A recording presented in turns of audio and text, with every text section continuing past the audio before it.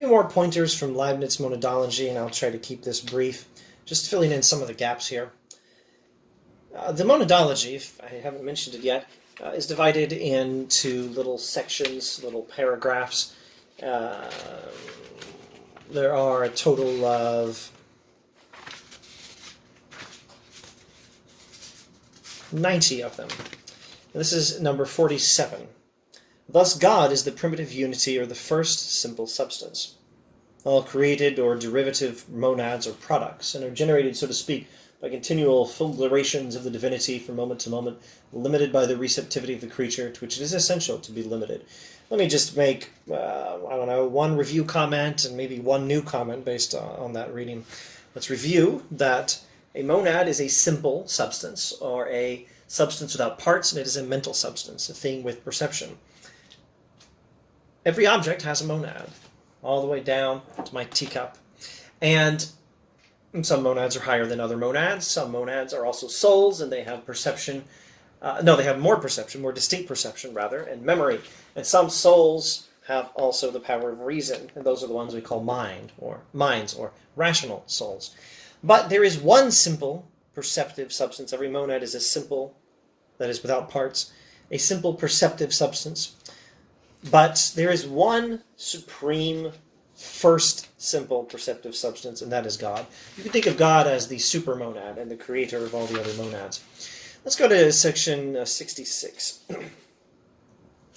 From this we see that there is a world of creatures, of living beings, of animals, of entelechies, of souls, and the least part of matter.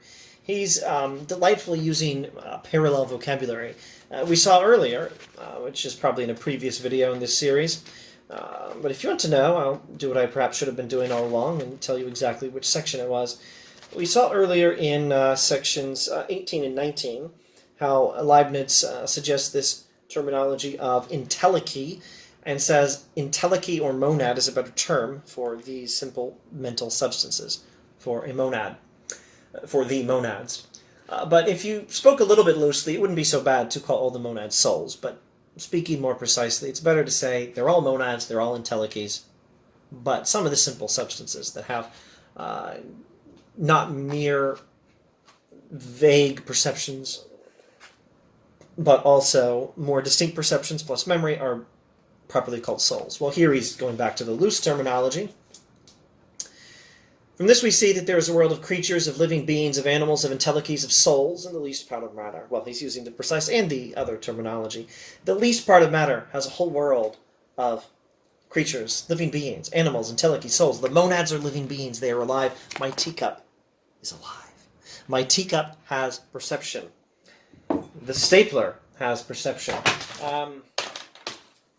My pen here has perception. And you know what else? It's made of parts. This little part of the pen also has perception. This part of the pen also has perception. And if we could take the parts of the pen apart, which I don't think I can do here, we would find that those parts also have perception, assuming they're divisible at some level. They are at some level. Everything is that occupies space. The parts of the pen, if there was nothing between this and the molecular level, using modern scientific terminology, between this, the molecular level, at least the molecules would be parts, and each molecule would have its own monad. And each atom, now not using the word atom in the traditional philosophical etymological sense of the term as referring to a thing without parts, but using the word atom in the sense of those little small particles that are made of protons, neutrons, and electrons, each atom would have a monad. All the way down, everything's got a monad. And all the monads are alive. Every molecule is alive at some small level. There is a whole world of creatures, of living beings, of animals, of entelechies, of souls, of monads, and the least part of matter. And each portion of matter can be conceived as a garden full of plants, and as a pond full of fish. But each branch of a plant, each limb of an animal, each drop of its humors is still another such garden or pond. Everywhere, all the way down, it's monads, and it keeps going down. It goes down and down, because that which has size is inherently divisible. There is such a thing as matter. And the parts of the pen occupies space and can be taken apart.